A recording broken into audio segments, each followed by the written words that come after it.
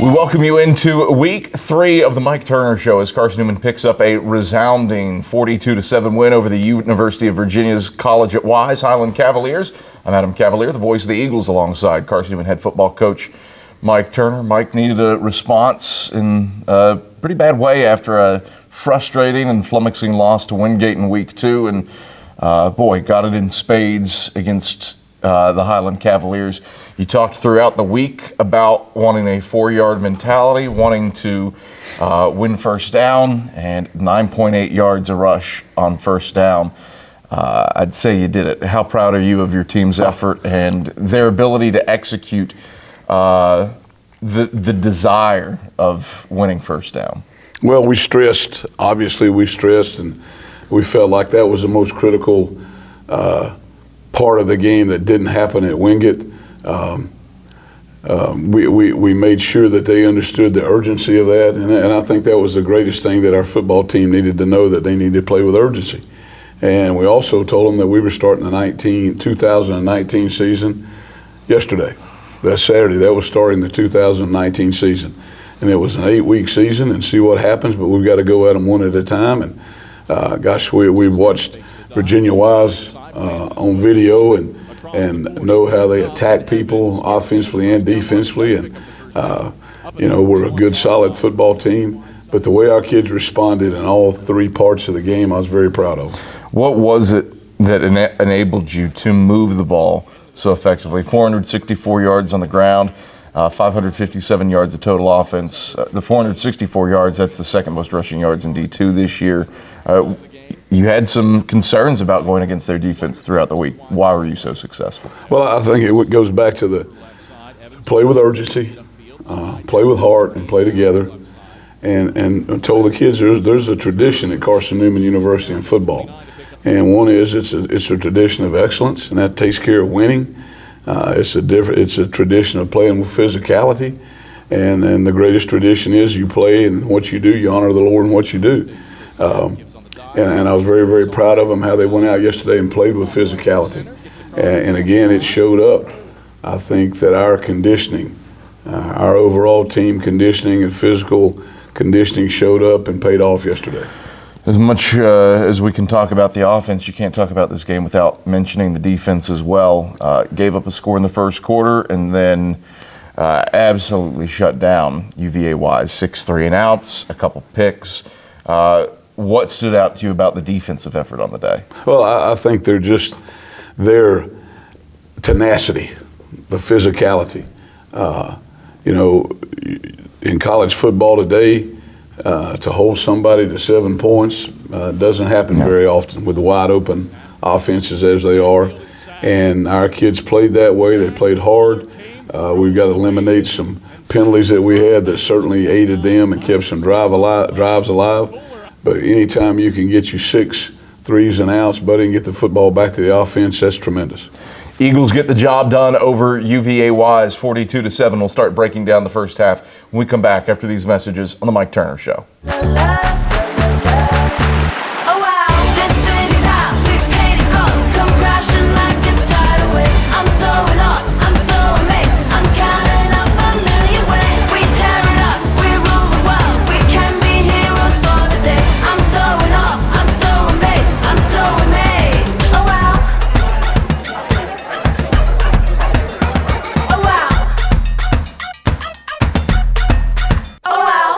All right, back on the Mike Turner Show. Carson-Newman prevails 42-7 over the UVa-Wise Cavaliers.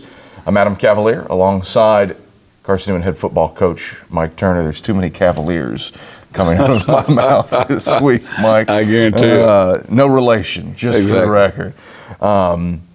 First half started a little slow. Through a pick, UVa-Wise goes down and scores on their third possession of the game.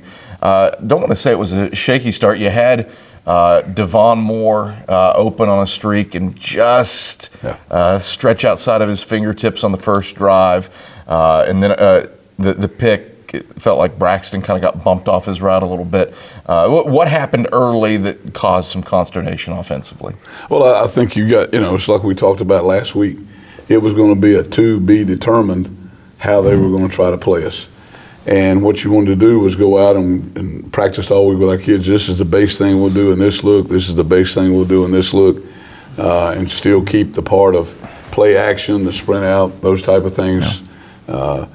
And we were getting those things done, and probably were a foot away from breaking some things in the option part of it. Got tackled by a foot, got to break through those things. We had the wide open touchdown. We've got to complete that one. We threw the pick over there. The best thing to do on that one right there is to throw it out of bounds, no question about it. And I want us to always push the issue to make plays. Gosh, you can't tell kids you're going to be wide open if you're not trying to make plays. Can't talk out of both sides of your mouth. And I want them to be wide open, and I want them to always try to make plays. And we were doing that, but we got bumped, and we knew that was going to happen. But in receiver versus DB land, you got a territory. You can't let somebody take away your territory. That's called physicality again. And we got bumped on a route right there, and we threw the ball up it shouldn't have, but then we got it settled down and got on a roll and started playing like we wanted to. How important was it for your team to respond immediately? As soon as Wise scored, you marched down the field in 7 plays and completed a 29-yard touchdown pass to Romaine Kelly. Well, I think it was very critical. It was critical from a football team that had lost a game the week before, and it was critical to get yourself established, that you wanted that how you wanted to play that day. And when our kids responded to that, that has an effect on everybody. It has effect on the defense, has effect in every area of the football game, that you responded to that and brought it back to an even keel again. Certainly felt like Darius Williams, his interception that he returned 79s to set you up with a 7-yard field, was a backbreaker for Wise. They were on the move, had a 12-play drive going, were inside your red zone, and then bam, just like that, you're up 14-7. How crucial was that pick to truly turning the tide? Well, it was, because it was a tied football game, and then they were driving again, and they were doing some things, the little naked look, the back out of the backfield to get him in the flat, and we were playing some man and some things in that area, and we didn't get them covered the right way. We did later as the game went along.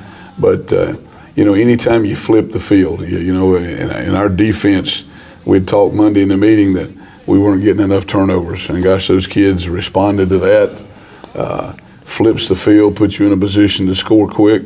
And, again, when that happens, when the defense flips the field and the offense scores, there you go. You know what I mean? There you go. There's a response to a response, and then you're on your way.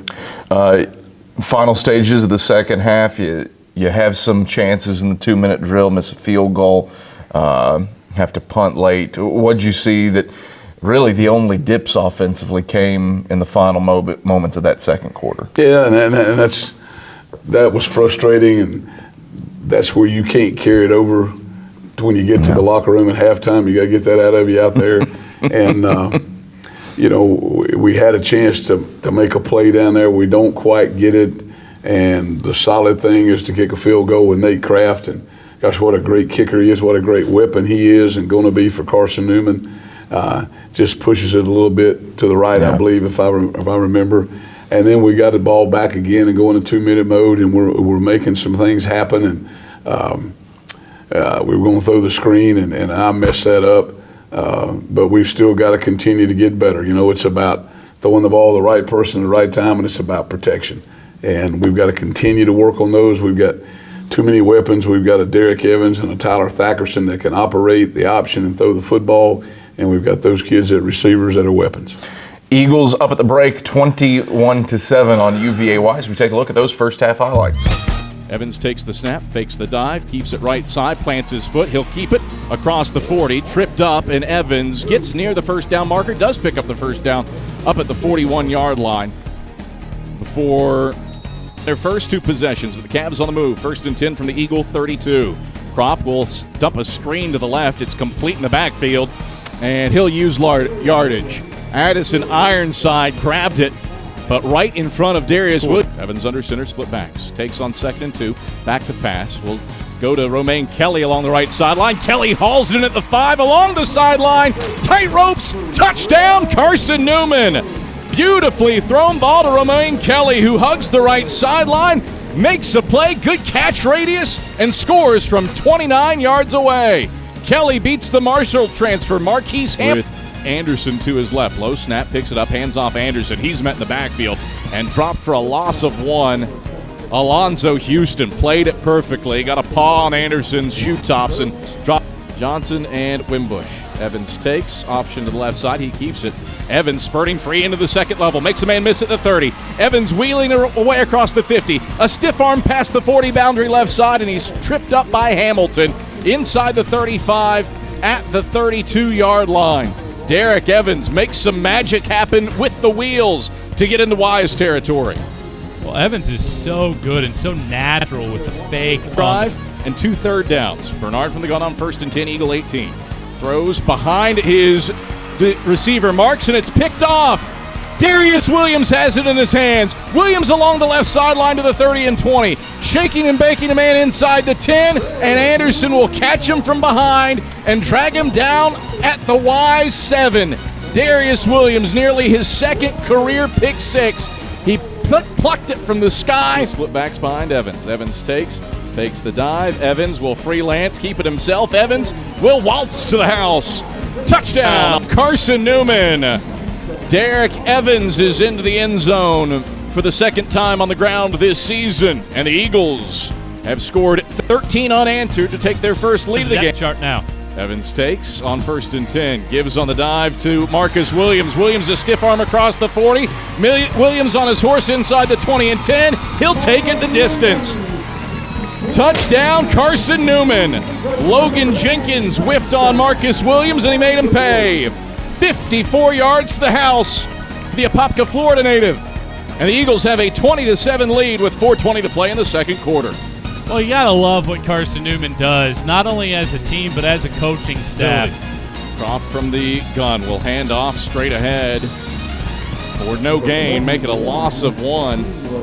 Wise hasn't kicked a field goal yet this year. Crop from the gun on 1st and 10 will throw a screen pass out to the right, and Darius Williams will lambast Jaquan Anderson back for a loss of 6, back to the 29-yard line. All right, those are the first half highlights as the Eagles lead at 21-7 at the halftime break. Mike Turner, you talked about kind of needing to take the temperature, step back a little bit after some frustrations in the second quarter. What'd you say at halftime to get things right and ready to complete a 42-0 run that would have Chuck Benson foaming at the mouth? Well, we did a lot of work this week about halftime preparation with our coaches. And, man, that's on the head football coach. Halftime last week was so chaotic, so hectic, and that's on us, regardless of, you know, and when you're on the road, you got different locker room situations and areas and that, but you still have to be a peace area somewhere in there where you know you got times and that type of thing. We were too hurried last week and got them on the field almost too late to get them warmed up good. And, you know, there we go. Last week we kick off and then they take a drive and go all the way down the field. So this week we made sure we were on time. Coaches meeting before they went to offense and defense, time of offense and defense, time of position with players, time of getting offense and defense together, and then time to leave here to make sure we stretch properly. 464 yards on the ground, 12 different guys get you to that number. I think the shocking thing, Antonio Wimbush, only 10 yards out of that deal. What's that say about your stable of offensive players that you can do that with so many guys, and your All-American only needs 5 touches? Well, first it's a shame we only got him 5 touches. But the second part of that is it's great to have him out of the game. I know he didn't want to be out of the game, but to have him out of the game and have some of those other kids in there, and we're very blessed at running back. We're 2, 3 deep plus at some places, and as long as we do what we did yesterday, and all those kids looked hungry to me, they took care of the football. You know, when you start putting in another set of running backs here and another set there, you're going, man, we better take care of the football. And they did a great job. Plus, boy, they were explosive, and I really enjoyed watching that. We'll talk about that here in the next segment, about some of the explosiveness. What can you say about the offensive line and what they did? They took a step up, no question. They took a step up of urgency. They took a step up of maintaining blocks. We're not there yet, but we're working hard to get there. And, you know, we've got some experienced guys there, but, hey, what people don't understand, we've got experienced guys that haven't practiced right up until game week. And Phillip McDowell's come a long way with a broken hand. Jordan Seals come back with shoulder surgery. You know, the whole situation, the dynamic in there. We had Dylan Wilson was out for a week and a half with a concussion. But those guys came back yesterday. They played with physicality. They played with urgency. And what I like is their communication, man. They understand, hey, this is what we got to do to get it done for this offense. And very pleased with them yesterday. Eagles get the job done, 42-7 over the Highland Cavaliers of UVa-Wise. We'll break down the second half after these messages. This is the Mike Turner Show.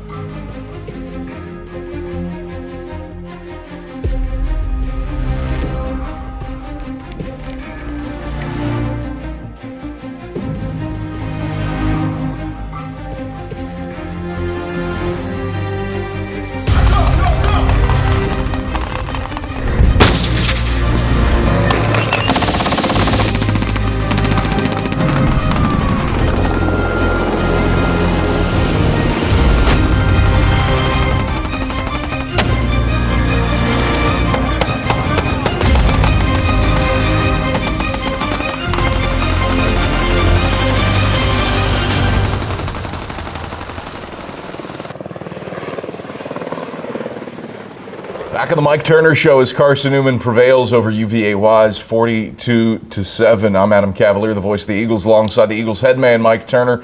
Mike, a second half where you dominate again and do it with one of those classic Carson-Newman possessions, 18 plays, 89 yards, 8:16 off the clock, and a freshman, Troy Dindy, the guy that caps it with his first career score.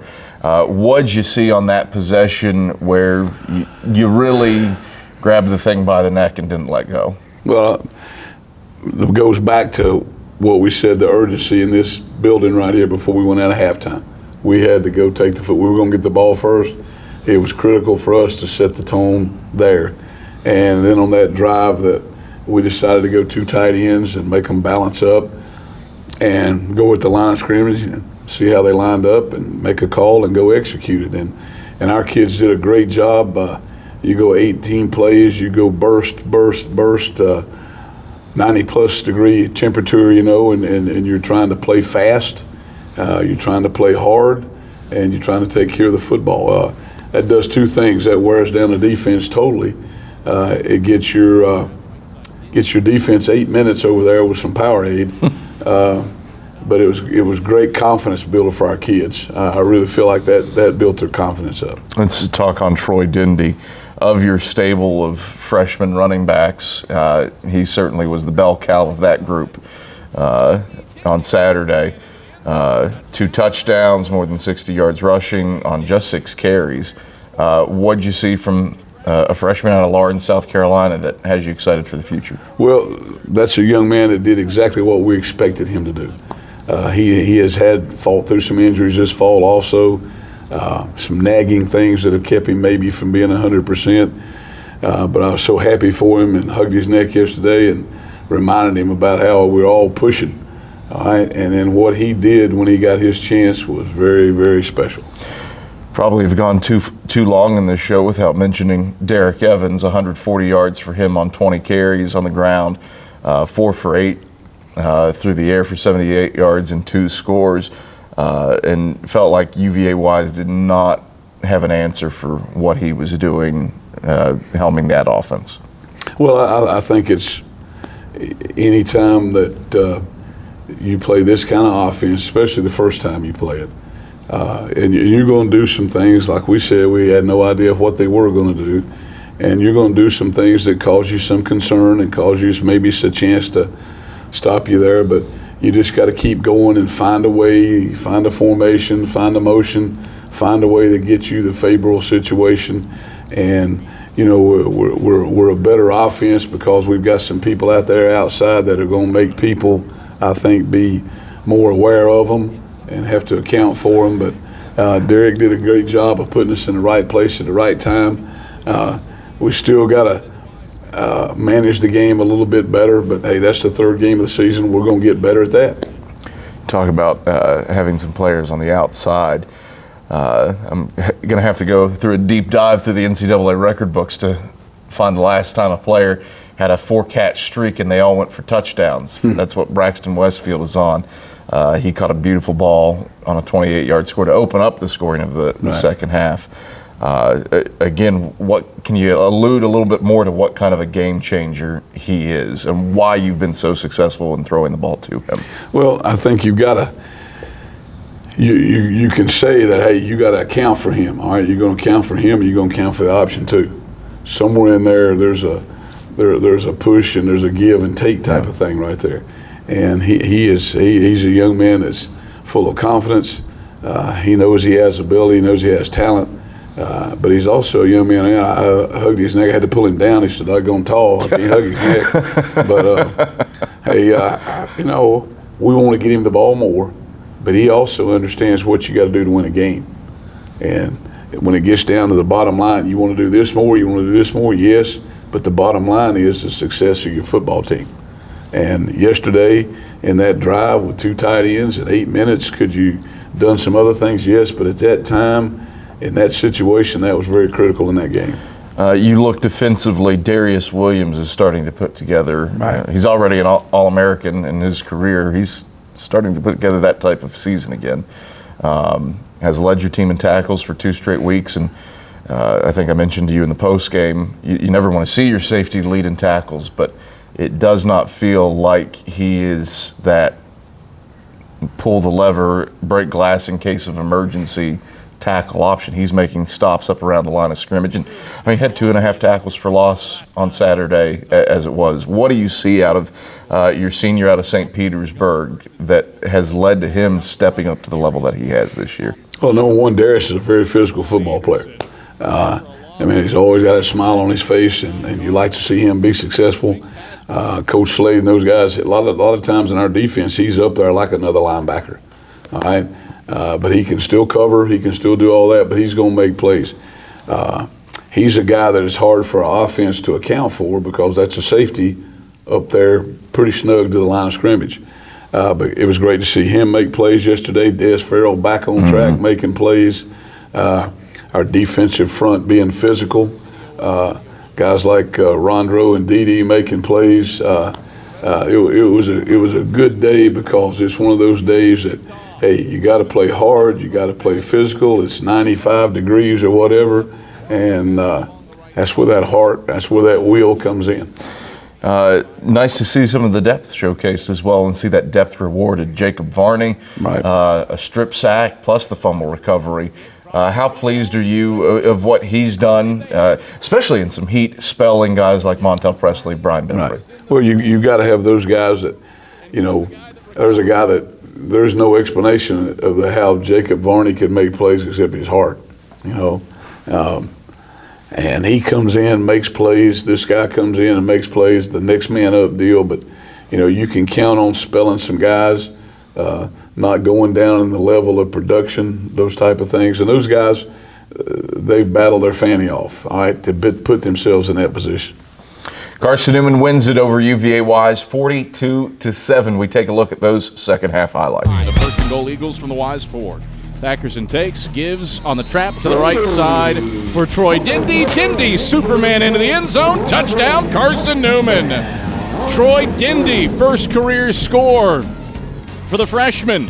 And the Eagles have scored 34 unanswered. They're up 34-7 with 61 seconds left in the third quarter. Dindy punches it in from 3 yards out. Left hash at their own 35.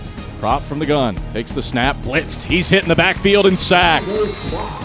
Zach Fuller came through unabated and sacks Crop back at the 29. Minus and Johnson, the split backs behind him. Thackerson takes, runs option to the left side. Thackerson ducks the shoulder across the 40, gets first down yardage across midfield, and high steps out of bounds. Down at the 30 or 40. 44. Thackerson takes, he looks to throw, zips over the middle of the field. That's complete between the hashes to Ryan Randall across the 30 down to the 27-yard line. Thackerson, 10:30 to play in the fourth quarter.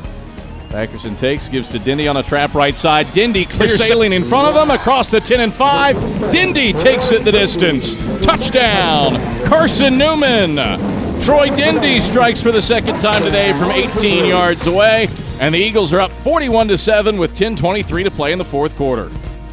That's as fast as I've Audio streams right now on the backside.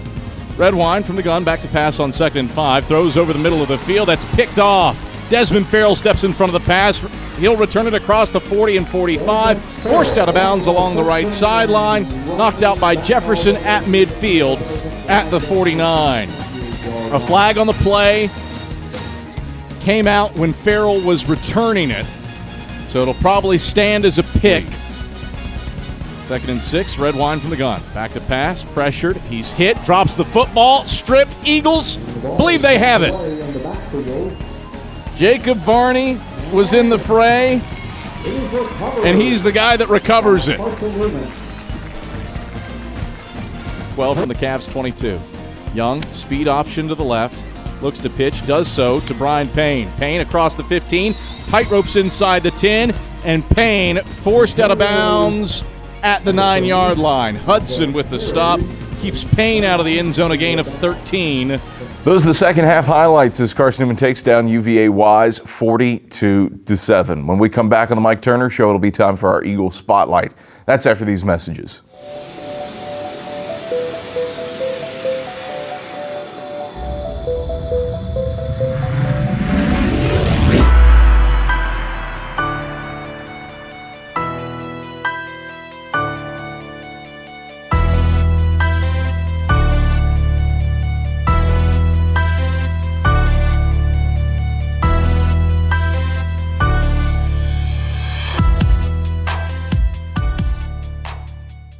Back on the Mike Turner Show as Carson-Newman collects a 42-7 win over UVa-Wise. Time now for our Eagle Spotlight.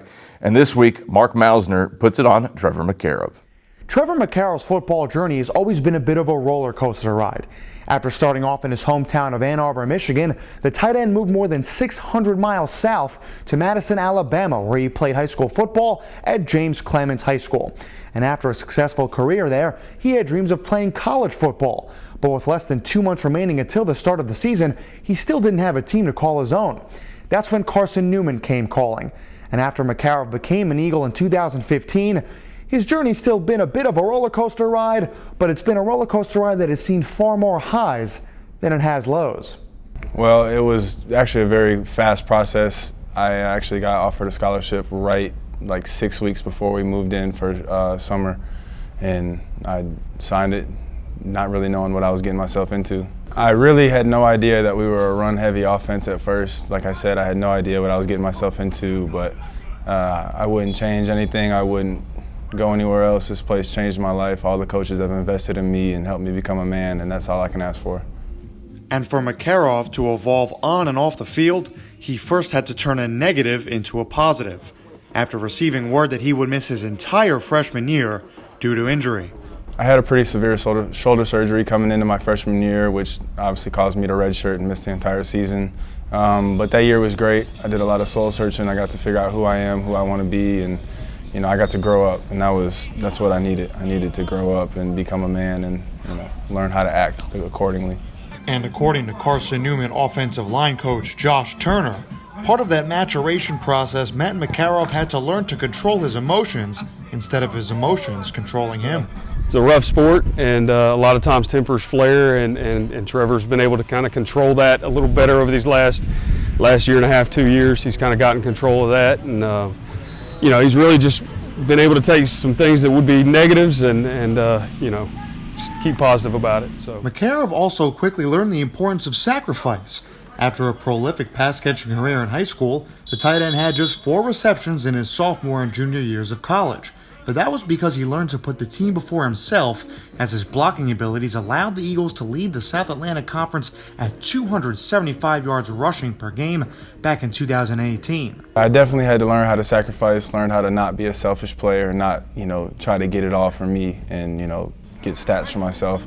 It was great because I had to learn how to block the right way, and this is a very physical offense. We don't zone block. We're head up. We're going to hit linebackers. We're not running away from anybody. And so this offense is a great experience, a great learning, and it's fun. Well, for one thing, he's a good blocker, so he's able to come into the box and be effective. He can get off the ball and move people, and that's something we've got to have as offensive line.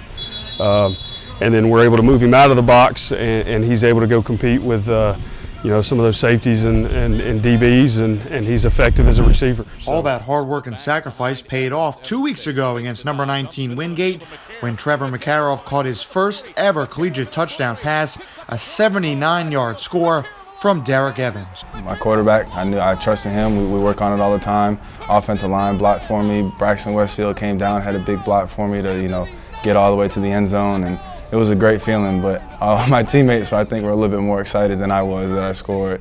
I got dogpiled in the end zone, and it was hard to breathe at that point. Despite all the progress Makarov has made, he is always hungry for more. Never be complacent. You can make every part of your life better, and it's just a conscious effort of how you do it, and it's all up to you. For the Eagles Sports Network, I'm Mark Mausner. All right, thank you very much, Mark, Mike Turner, Trevor Makarov. I don't know if there's an individual, at least since I've been around the Carson-Newman football program, who has grown more than your tight end, Trevor. And so nice a week ago to see him in the end zone on a 79-yard score against the Bulldogs. What sticks out to you about him and his career here at Mossy Creek? Well, I think it's just been a tremendous growing time for Trevor.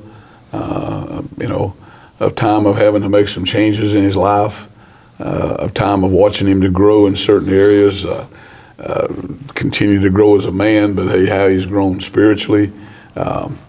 He still has to keep fighting some issues that everybody else fights every day of their life, but I'm very proud of Trevor and how far along he's come.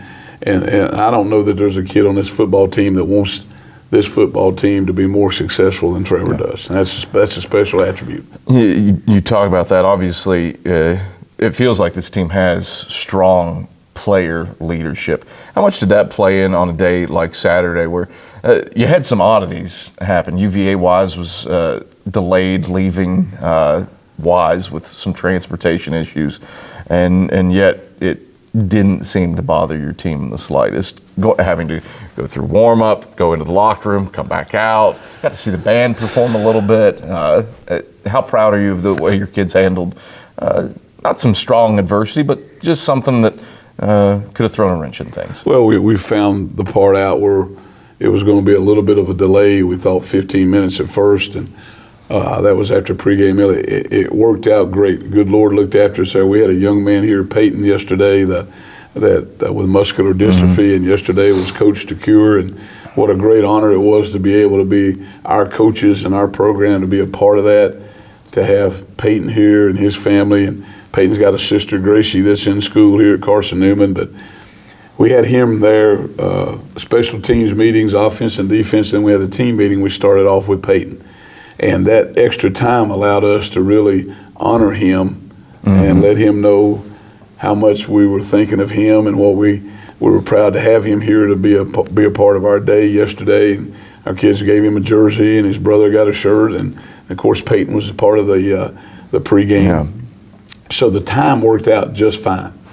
Okay, and then we got on the field, so we thought it was going to be a 15-minute delay. We were fine. And we got on the field and then found out we needed to delay it 15 more minutes. Well, you couldn't stop what you're doing there. So we're out there writing down numbers, and Coach McKeithen helped me out tremendously on that one. We finished the warm-up, set them all down there together and told them what was going to happen, go back inside, that at some point we'd bring them back out to have like a halftime warm-up. And then as soon as we brought them back out, I look out there and there's the band. I went, oh, man.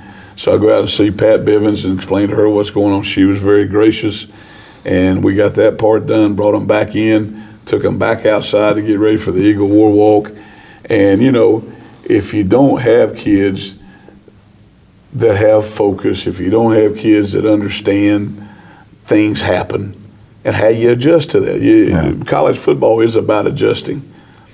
Whether you play at home or whether you play on the road, you have to be ready to adjust. In the middle of a game, you got to be ready to adjust.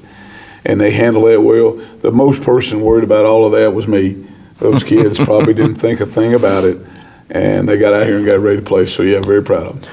Turn your attention to a non-conference game. UNC Pembroke comes to town next Saturday for a 1 o'clock kick. Braves probably smarting a little bit. Limestone snaps a 15-game losing streak on UNC Pembroke's home field Saturday night. What do you have to do to get ready for a Pembroke team that has been pretty good historically defensively over the past few years? Well, they've shown this year that they were a much improved football team. They beat Winston-Salem State, I believe, and they beat Catawba the week before, and they were pretty much on a roll. And of course, I saw the score where they got beat last night at Limestone. Our coaches have already broke down a couple games on them, and their running back is really ripping the football. They've grown up another year. I know Shane, his staff, do a great job with them, but they even talked last year about, hey, they were building for the future, and they seem to be a very formidable football team right now, the way they're going after people. Mike Turner, pleasure as always. We'll talk to you next week against the UNC Pembroke Braves. All right, Adam, thank you very much. That's Carson-Newman head football coach Mike Turner. I'm the voice of the Eagles, Adam Cavalier. This has been the Mike Turner Show. Thanks for watching.